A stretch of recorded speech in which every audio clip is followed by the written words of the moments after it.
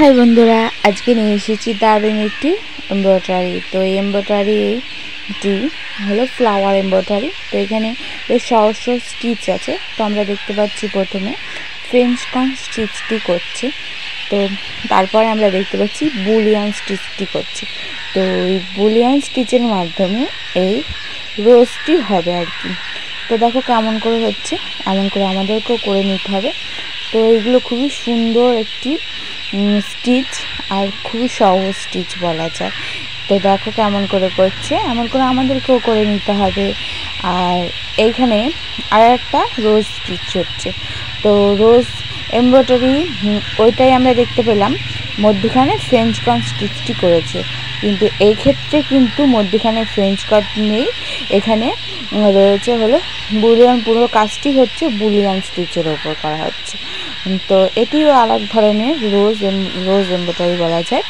তো এটাও ভালো লাগছে, এটাও ভালো লাগছে, দুটোই ভালো লাগবে। তো এবার দুই রকমভাবে তোমরা করতে পারো।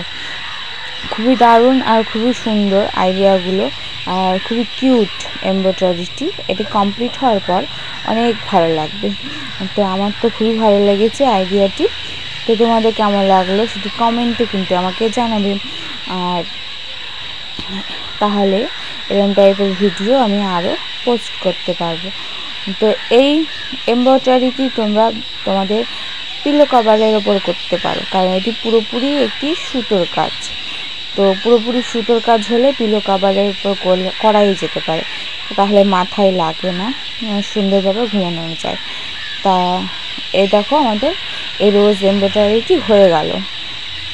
তো খুবই সুন্দর লাগছে, দেখো ওই রোজ এমব্রয়ডারি থেকে এটা একটুখানি ছোটো তবে সুন্দর।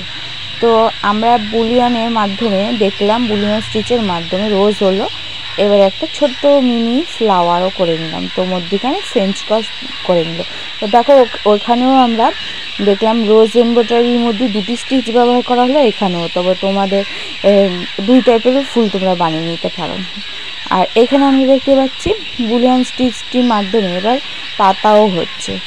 তো পাতা করার পর তাহলে লেজরি স্টিচের মাধ্যমে পাতাটি আরও মানে সুন্দরভাবে পাতা বুঝিয়ে দেওয়া হলো আর কি, শেষে লেজরি স্টিচটি করে নিল। তো এইভাবে আমাদেরকে করে নিতে হবে। খুবই সুন্দর আর খুবই দারুণ আইডিয়াগুলো, আমার তো খুবই ভালো লাগলো। তো দুটি মাত্র স্টিচের মাধ্যমে তোমরা দুই ধরনের ফ্লাওয়ার করে নিতে পারো। এখানে এটিই আর কি মেন পয়েন্ট বলা যায় বোঝানো। তো ওই ছোটো ছোটো ফ্লাওয়ারগুলো খুবই ভালো লাগছে, আর এগুলোও খুবই ভালো লাগছে। আর কাজটি পুরো কমপ্লিট হওয়ার পর অনেক বেশি ভালো লাগবে। তো দেখো আমাদের কমপ্লিট। তো কেমন লাগলো তোমাদের?